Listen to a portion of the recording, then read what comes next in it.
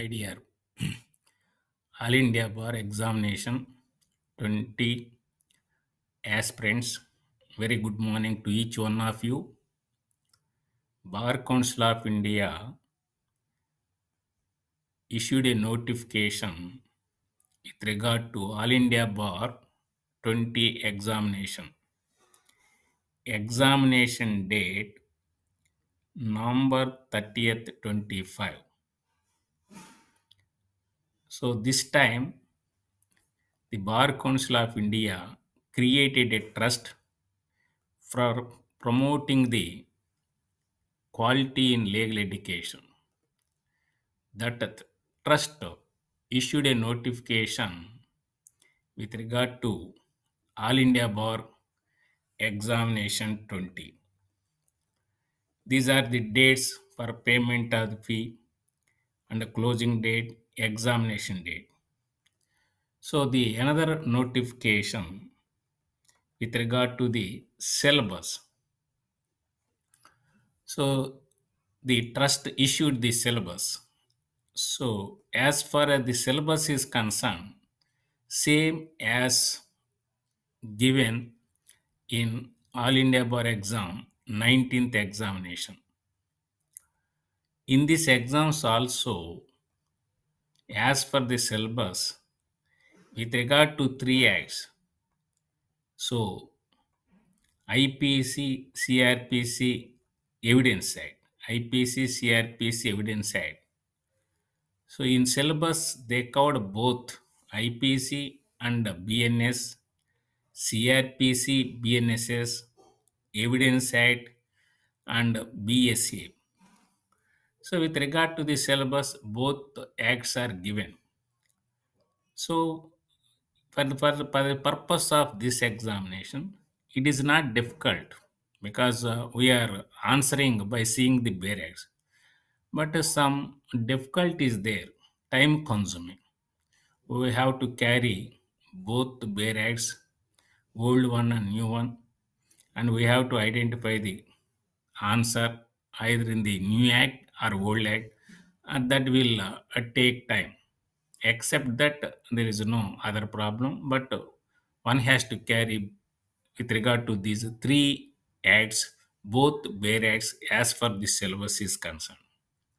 So one more notification that is issued by the trust with regard to the eligibility.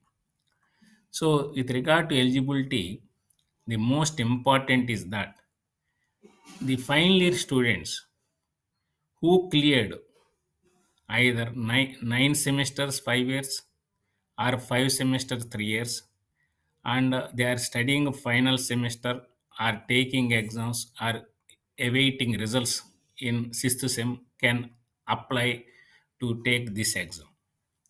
And they, with regard to the other, that is those who have obtained the degree not enrolled, with regard to the a third point.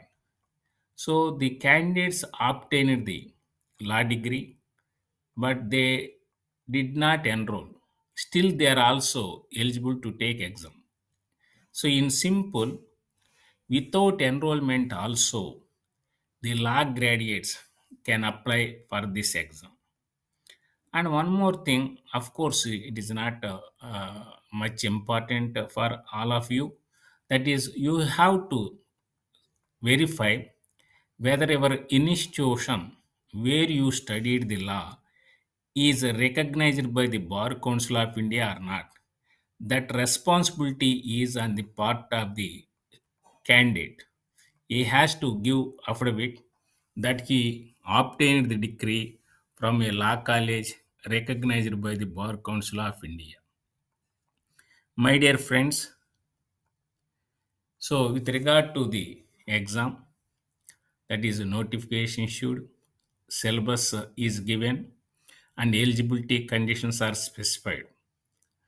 So this ఎగ్జామ్లో మనం గుర్తుపెట్టుకోవాల్సింది ఏంటంటే జనరల్గా ఇప్పుడు దాకా exams అన్నీ కూడా చూడకుండా రాస్తాం. ఈ ఎగ్జామ్ ఒకటి చూసి రాయొచ్చు. చూసి రాయటమే కదా అని అది స్టూడెంట్స్ మిస్అండర్స్టాండింగ్ చేసుకుంటారు. ఎగ్జామ్ రాసిన తర్వాత మేము చూడకుండానైతేనే బాగుండేది. చూసి రాయటం వలన మా టైం అంతా వేస్ట్ అయింది. మేము టైం సాలలేదనేదొస్తుంది. కనుక ఈ చూసి రాసే ఎగ్జామ్స్ అంటే ఇండైరెక్ట్‌గా డిఫికల్ట్ ఉంటుంది ఎక్కువ మందికి. కొంతమందికి కన్వీనియంట్ ఉండొచ్చు. ఎక్కువ మందికి డిఫికల్టీ. ఎందుకంటే 100 మల్టిపుల్ చాయిస్ క్వెషన్స్ ఉంటాయి. 3 అవర్సే ఇచ్చేది. 3 ½ అంటారు కానీ 3 అవర్సే ఇచ్చేది ఎగ్జామ్‌కి. అన్ని బిట్స్ చూసి రాయాలంటే ఒక్కో స్టూడెంటు 30 రాసే తలకి 3 అవర్స్ అయిపోతుంది. 30 బిట్స్ రాసేసరికి 3 అవర్స్ అయిపోతుంది. ఎందుకంటే ఆ క్వెషన్ అర్థం చేసుకోవాలి. ఆ క్వెషన్ ఏ బేర్ యాక్టో కనుక్కోవాలి. ఆ బేర్ యాక్ట్‌లో ఏ సెక్షనో కనుక్కోవాలి. ఆ సెక్షన్ చదవాలి. దాన్ని ఆన్సర్ చూడాలి. కనుక ఏబీసీడీని మళ్ళీ మూడిటిని వెరిఫై చేసుకోవాలి 4. ఫైనల్‌గా ఆన్సర్ కనుక్కోవాలి. బాగా చదివి నాలెడ్జ్ ఉన్నోళ్ళు డైరెక్ట్‌గా ఆన్సర్ చేసేవాళ్ళకి నో ప్రాబ్లమ్. అలా కాకుండా చూసి ఆన్సర్ రాయాలనుకున్నప్పుడు టైం బాగా తీసుకోవటం జరుగుతుంది. మనం ఏ బేర్ యాడ్స్ కొనాలి అనేది కూడా ఇంపార్టెంట్. మనం బేర్ యాడ్స్ కొనేటప్పుడు జాగ్రత్తగా చూసుకోవాలి. కనుక బేర్ యాడ్సు విడిగా కొనటానికి కుదరవు. అంతా ప్యాకేజ్ వస్తుంది. కొన్ని బేర్ యాడ్సు ఆ ప్యాకేజీలో ఉండవు. విడిగా కొనుక్కోవాలి. మరి ఆ బేర్ యాడ్స్ కొనేటప్పుడు ఫుట్ నోట్ ఉందా లేదో చూడాలి. ఫుట్ నోట్స్ లేనప్పుడు మనం కొన్ని ఆన్సర్స్ చేయటం డిఫికల్ట్ అవుతుంది. ఇందుట్లో ఎక్కువగా section based multiple choice questions ఉంటాయి. అందుట్లో కొన్ని డైరెక్ట్ ఉంటాయి. కొన్ని ఇండైరెక్ట్ ఉంటాయి. కొన్నేందంటే ఇండైరెక్ట్ అండ్ డిఫికల్ట్ ఉంటాయి. అందువలన దాన్ని ఆన్సర్ చేసేటప్పుడు మనం మన అండర్‌స్టాండింగ్‌ని బట్టి ఉంటుంది. కొన్ని కేస్ లాస్ ఇయటం జరుగుతుంది. అది నాలెడ్జ్ మెమరీనే. Material is not allowed. Case లాస్‌కి మెటీరియల్ అలౌ చేయరు. Knowledge based. ఇది కూడా కొన్ని knowledge based multiple choice questions ఉంటాయి. అందుట్లో మనం మెటీరియల్ క్యారీ చేయటానికి వీలుపడదు. ఓన్లీ బేర్ యాక్ట్స్‌నే అలౌ చేస్తారు. మిగతా మెటీరియల్‌ని అలౌ చేయరు. సరే పాస్ పర్సెంటేజ్ చూసినట్లయితే open category 45%. SC, ST physically challenged 40%. ఈ 45% అనే తలకి డిఫికల్ట్ ఏమవుతుందంటే ఒకవేళ క్వెషన్ పేపర్‌లో మరి 100 క్వెషన్స్‌లో మరి ప్రీవియస్ 19థ్ ఎగ్జాము 7 క్వెషన్స్ విత్‌డ్రాన్ చేశారు. రాంగ్ అని అనరు వాళ్ళు. ఈ 18థ్ ఎగ్జాము, 19థ్ ఎగ్జామ్ నుంచి క్వెషన్స్ విత్‌డ్రాన్ అంటారు. అవి రాంగ్ అంటలే. విత్‌డ్రాన్ అంటే 7 క్వెషన్స్ విత్‌డ్రాన్ అంటే వాలిడ్ క్వెషన్స్ 93. ఈ 93కి 45% రావాలి పాస్ కావాలంటే. ఈ కేటగిరీకి 40% రావాలి. గతంలో అయితే 7 మార్కులు ఇచ్చేవాళ్ళు. అది రాంగ్ క్వెషన్ అనేవాళ్ళు. ఇప్పుడు క్వెషన్ వాస్ విత్‌డ్రాన్ అనేది చేయటం జరుగుతుంది. ఈ ఎగ్జామ్‌లో చాలా ఇంపార్టెంట్ యాస్పెక్ట్ ఏందంటే మోస్ట్ ఆఫ్ ది స్టూడెంట్స్‌కి అందరికని నేను చెప్పను. ఎక్కువ మందికి ఏందంటే టైమ్ మేనేజ్‌మెంట్ అనేది చాలా ఇంపార్టెంట్. అసలు ఈ ఎగ్జామ్ పర్పస్ అంతా కూడా క్వాలిటీ ఆఫ్ లా ఎడ్యుకేషన్ కోసమే పెట్టింది. అలా సెక్షన్‌ని ఎలా చదవాలి? దాన్ని ఎలా అండర్‌స్టాండింగ్ చేసుకోవాలి? ఎలా ఇంటర్ప్రిటేషన్ చేయాలి? కేస్ లాని ఎలా చదవాలి? ఎలా ఇంటర్ప్రిటేషన్ చేయాలి? ఎలా అండర్‌స్టాండింగ్ చేసుకోవాలి? అని దీన్ని టెస్ట్ చేయటానికి పెట్టిన ఎగ్జామే. ఇవన్నీ కూడా కాలేజీ లెవెల్‌లో స్టూడెంట్స్‌కి అందకపోవచ్చని కారణాలు ఎన్నైనప్పటికీ, ఈ ఎగ్జామ్‌లో మనం టెస్ట్ చేసి, ఈ ఎగ్జామ్ పాస్ అయిన ఆళ్ళని అడ్వొకేట్‌గా ప్రాక్టీస్‌కి ఎలిజిబిలిటీ ఉంటుంది. Certificate of practice. అయితే ఇది ఒక ఆపర్చునిటీగా తీసుకొని కొంతమంది స్టూడెంట్సు సీరియస్‌గా ఇక్కడ చదివినప్పుడు వాళ్ళకి బేర్ యాక్ట్ చదవటం అర్థమయ్యి, దాన్ని ఎలా రీడ్ చేయాలి? కనుక ఆ బేర్ యాక్ట్‌లో సెక్షన్ ఎలా చూడాలి? దాంట్లో ఏమన్నా ప్రొవిజో ఉందా చూసుకోవటం ఎలా? ఎక్స్‌ప్లనేషన్ ఎలా? ఇలస్ట్రేషన్ ఎలా ఉంది? Holistic approach. ఈ బేర్ యాక్ట్‌లోని సెక్షన్‌కి కాన్స్టిట్యూషన్ లాకి కనెక్షన్ ఏమన్నా ఉందా? ఇలా కొంచెం సీరియస్‌గా చదివిన స్టూడెంట్స్‌కి all India bar exam clear అవ్వటమే కాకుండా, వాళ్ళు జూనియర్ సివిల్ జడ్జి ఎగ్జామ్స్ గానీ, assistant public prosecutor, for that matter ఏదన్నా కాంపిటీటివ్ లా ఎగ్జామ్స్ రాయటానికి గూడా వాళ్ళకొక కాన్ఫిడెన్స్ వస్తుంది. కన్వీనియంట్ అవుతుంది. ఇది ఇప్పుడు ఈ ఎగ్జామ్ పడింది గనక, నేను గత 19 ఎగ్జామ్స్‌కి గైడెన్స్ ఇచ్చాను. సక్సెస్ రేటు చాలా హై లెవెల్‌లో ఉంది. మరి ఈ ఎగ్జామ్స్ గూడా గైడెన్స్ స్టార్ట్ చేస్తున్నాను. కానీ ప్రస్తుతం నేనైతే టెంపరరీగా అబుదాబిలో ఉన్నాను. నేను ఇండియా వస్తున్నాను. First November. అప్పుడు దాకా అబుదాబిలో ఉంటాను గనక, నన్ను కాంటాక్ట్ చేయాలి అంటే వాట్సాప్ మెసేజ్. ఎందుకంటే ఇక్కడ వాట్సాప్ కాల్స్ అలౌ చేయరు. ఓన్లీ వాట్సాప్ మెసేజ్ లేదా బాటిమ్ అనే యాప్ ఉంటది. బీఓటీఐఎం బాటిమ్ యాప్ చేస్తే అది లైక్ వాట్సాప్ లాగా ఈ యూఏఈ ఈ యొక్క కంట్రీస్‌లో అది అలౌ చేస్తారు.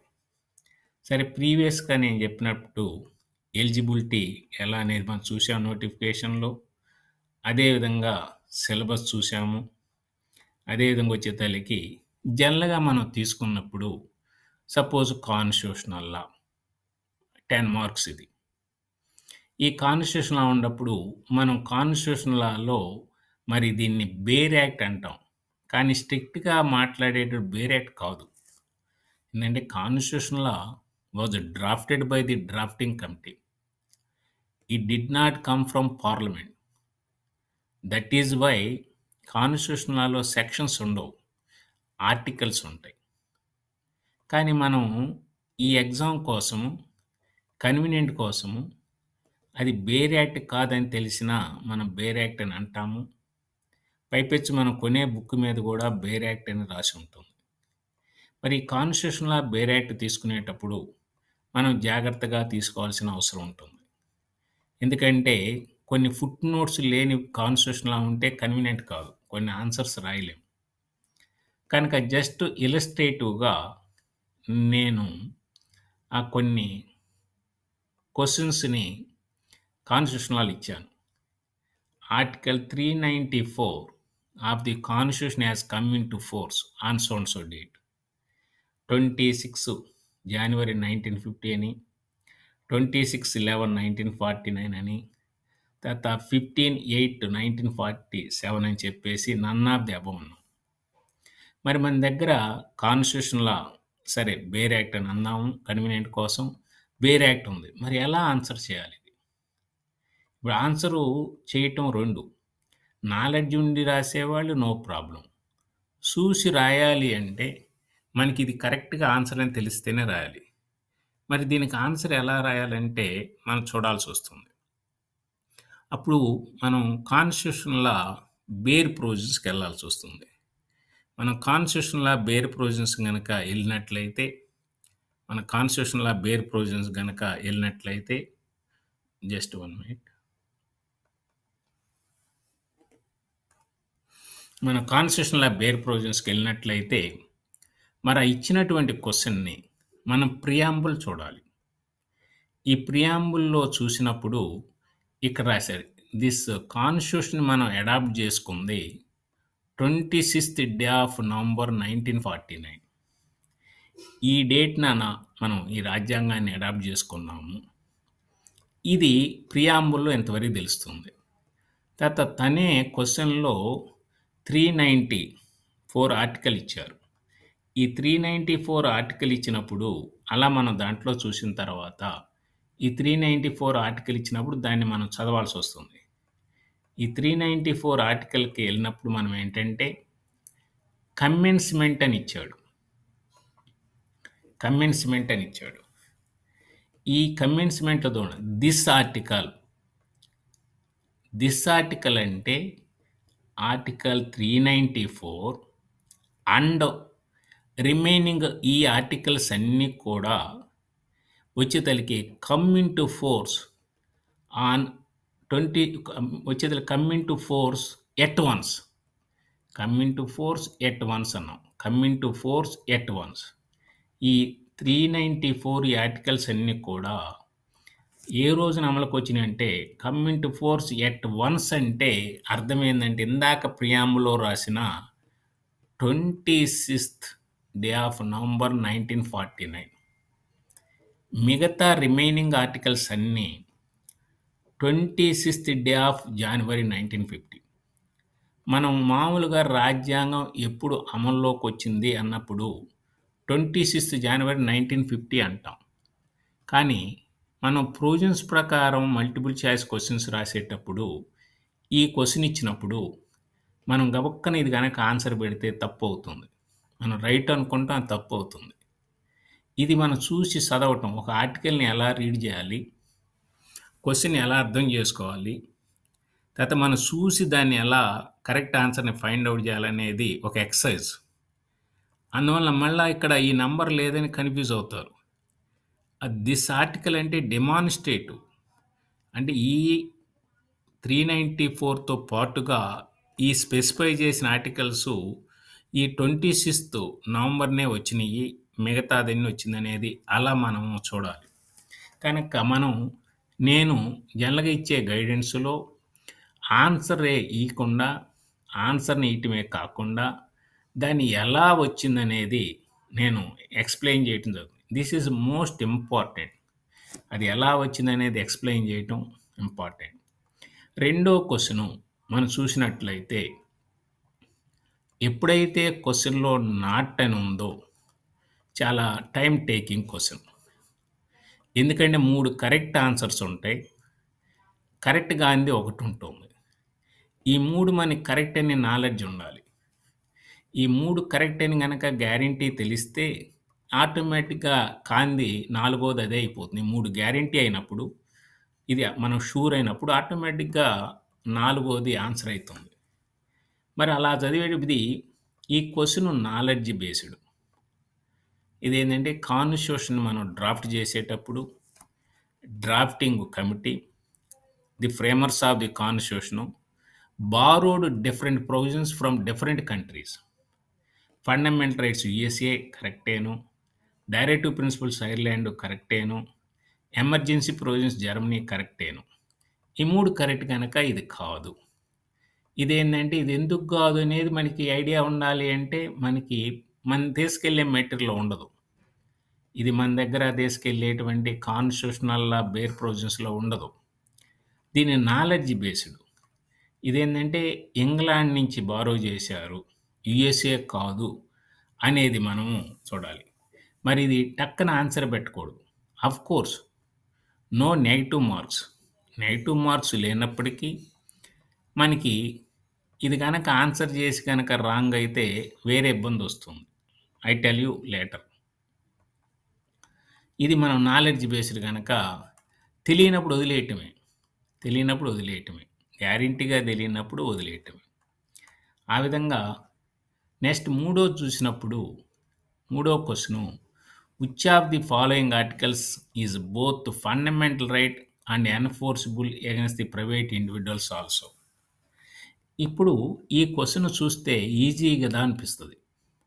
కానీ ఎంత టైం తీసుకుంటుందో నాలెడ్జ్ ఉన్నటువంటి క్యాండిడేటు సెకండ్స్‌లో ఆన్సర్ చేస్తాడు. For him no problem. కొంచెం ఇంటెలిజెంట్ ఉన్నాయన కొంచెం కొన్ని సెకండ్స్ ఎక్కువలో ఆన్సర్ చేస్తాడు. కొంచెం గైడెన్స్ తీసుకున్న ఆయన ఇంకొంచెం సెకండ్స్ ఎక్కువలో ఆన్సర్ చేస్తాడు. లేనతను గంటిచ్చినా గానీ చేయలేడు. గంటిచ్చినా గానీ బిట్ ఆన్సర్ చేయలేడనమాట. వెతికి చేయాలంటే కష్టం. ఇప్పుడు ఈ క్వెషన్ ఏమన్నాడు? అది ఫండమెంటల్ రైట్ కాను, తర్వాత ప్రైవేట్ ఇండివిడ్యువల్స్ మీద కూడా అమలు చేస్తారన్నారు. అంటే బేసిక్‌గా నాలెడ్జ్ ఏందంటే, కనుక fundamental rights are enforced against the state. What is state అంటే స్పెసిఫైడ్ ఇన్ ఆర్టికల్ 12. ఆర్టికల్ 12లో స్టేట్ అంటే స్పెసిఫై చేశారు.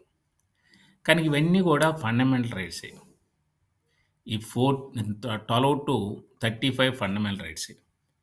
లక్కీగా ఏందంటే మనకి ఆర్టికల్ 17 ఏ ఆన్సర్ ఇచ్చాడు. ఇప్పుడు ఆర్టికల్ 17 గనక మనం చదివినట్లయితే, ఈ ఆర్టికల్ 17 గనక మనం ఆన్సర్ చదివినట్లయితే ఈ ఆన్సర్ చదివినట్లే 17 ఆర్టికల్ 17 అన్నాడు. Abolition of untouchability. ఈ ఒరిజినల్ ఆర్టికల్ ప్రకారము untouchability is abolished and its practice in any form is forbidden or prohibited. The enforcement of any disability arising out అన్‌టచబిలిటీ shall be an offense punishable in accordance with the law for the time being in force. అంటే అక్కడ గనక వేరే చట్టాల ద్వారా ఈ అన్‌టచబిలిటీని practice చేస్తే అది నేరం అయితే శిక్ష కూడా ఏస్తారని. ఎవరు ప్రాక్టీస్ చేస్తారు? Private individual.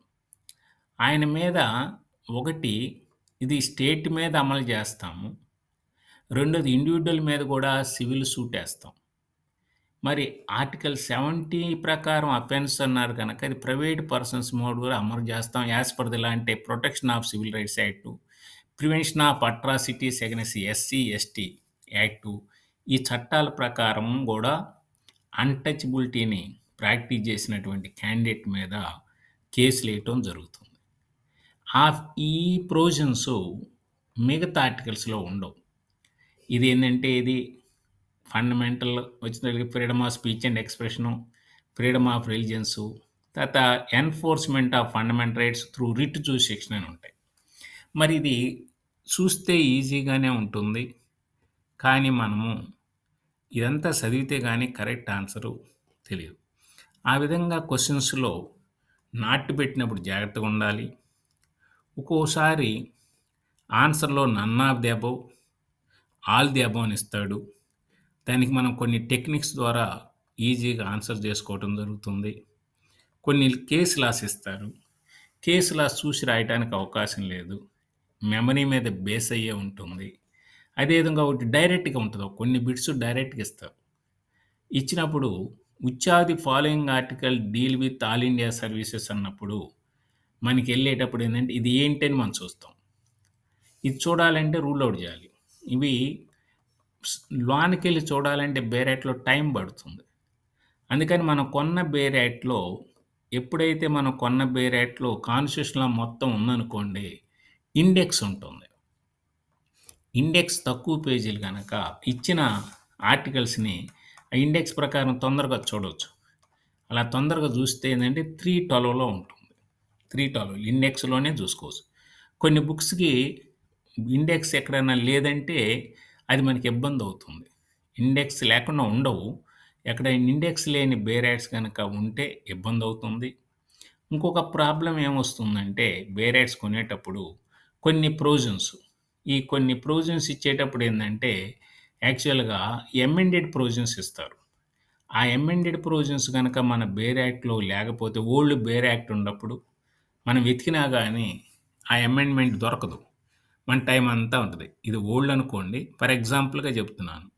ఇప్పుడు ఓల్డ్ ఇది అన్ని బేర్ యాక్ట్‌లో ఉండదు. ఎప్పుడో వచ్చింది గనక 1944లో ఉంటుంది. ఇలా వచ్చినప్పుడు లేదనుకోండి మన దగ్గర ఉన్న బేర్ యాక్ట్‌లో లేటెస్ట్ అమెండ్‌మెంటు మన దగ్గర దొరకదు. ఉందని ఎతుకుతాము, దొరకదు.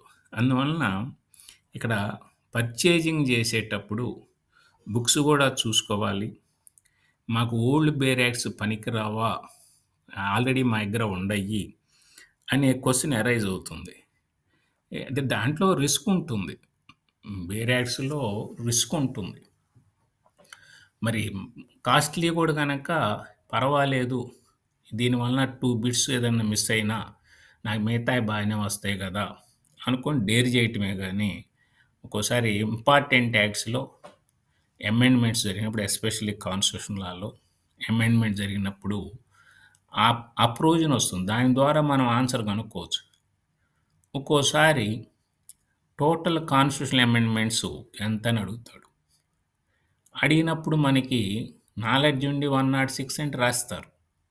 లేనటువంటి వాళ్ళేందంటే రీసెంట్‌గా ఉన్నటువంటి constitutional provisions simply bare act గనక చూస్తే ఆ అమెండెడ్ ప్రొవిజన్ ఏమైనా ఉందని గనక ఎతికితే కింద ఫుట్ నోట్స్‌లు ఇస్తాడు.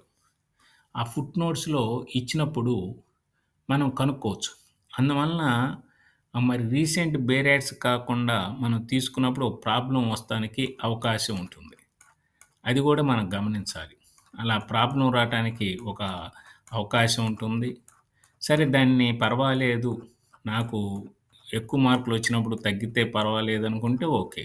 కానీ బోర్డర్‌లో ఉండి జస్ట్ దగ్గరలో ఉన్నోళ్ళు మిస్ అయితే ఒక్క మార్కులో మిస్ అయినా మరలా అంటే ఎగ్జామ్ రాయాలి. ఇది గూడా 1 ఇయర్‌కోసారి పెడుతున్నారు. టైం పెడతలేదు.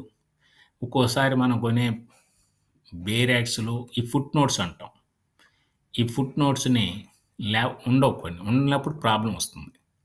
ఇప్పుడు ఇదే గనక మనం చూస్తే కాన్స్టిట్యూషన్ లాలో ఈ 42nd amendment of the constitution included the following in the preamble of the constitution అంటాడు. అప్పుడు మనం చదివేటప్పుడు ఇది ఫుట్ నోట్ 1. ఈ 1 ఫుట్ నోటు, ఈ 2 ఫుట్ నోటు చూడాలి. అలా చూసినప్పుడు ఏమంటాము? ఈ యొక్క socialist secular, unity and integrity of nation ఈ పదాలని అది యాడ్ చేశారు అని ఇక్కడే ఇస్తున్నాడు. 42nd అమెండ్మెంట్ యాక్టు 1976 గతంలో సావరిన్ డెమోక్రటిక్ రిపబ్లిక్ ఉంది ఒరిజినల్‌గా 50లో. ఇప్పుడు వచ్చేతలకి సోషలిస్ట్ సెక్యులర్ అనే పదాలని యాడ్ చేశారు. యూనిటీ ఆఫ్ నేషన్ అనేది కూడా యాడ్ చేశారు. ఇది ఇబిడ్ అంటే ఏందంటే సేమ్ యాజ్ అబోవ్. ఆ అమెండ్మెంట్‌లోనని అర్థం. కనుక ఎమ్మటే ఇచ్చాడు కనుక సేమ్ యాజ్ అబోవ్ అంటే ఈ అమెండ్మెంట్‌లోనే ఈ టర్మ్ కూడా యాడ్ చేశారని. ఇలా ఫుట్ నోట్స్‌ల ద్వారా కూడా కొన్ని మల్టిపుల్ చాయిస్ క్వెషన్స్‌ని ఆన్సర్ చేయటానికి అవకాశం ఉంటుంది. అందువల్ల మనం తీసుకెళ్ళే మెటీరియల్ వాళ్ళు పర్మిట్ చేసిందే తీసుకెళ్ళాలి. ఆ పర్మిట్ చేసింది తీసుకెళ్ళినప్పుడు మనకొచ్చే తల్లికి జాగ్రత్తగా చూసుకోవాలి. బాగా మార్కులు వచ్చిన వాళ్ళ గురించి పెద్ద ఇబ్బంది లేదు. ఈ బోర్డర్ లైన్స్‌లో ఉండటం, ఈ టైమ్ మేనేజ్మెంట్సు ఇవన్నీ ఓవర్‌కమ్ కావాలంటే జాగ్రత్త పడాలి. మెయిన్‌గా ఈ ఎగ్జామ్స్‌కి కావాల్సిందేందంటే సీరియస్‌గా before final exam 100 marks exams రాయాలి. అప్పుడు ఇండివిడ్యువల్‌గా తనకున్న ప్రాబ్లమ్ ఏదో అర్థమైద్ది. తనకు అండర్‌స్టాండింగ్ ప్రాబ్లమా? తన దగ్గరున్న మెటీరియల్‌లో ప్రాబ్లమా? టైమ్ కన్జ్యూమా? అసలు ఏంటి? మనకి ఎన్నొస్తున్నాయి అని చెప్పేసి దాన్ని బట్టి ఉంటుంది. సరే నెగెటివ్ మార్క్స్ లేవు గనక కొంతవరకు కొన్ని టెక్నిక్స్ తోటి కొంత ఫిలప్ చేసుకోవచ్చు. అది నెగెటివ్ మార్క్స్ లేనప్పుడే. ఉంటే మాత్రం చాలా డిఫికల్ట్‌గా ఉంటుంది.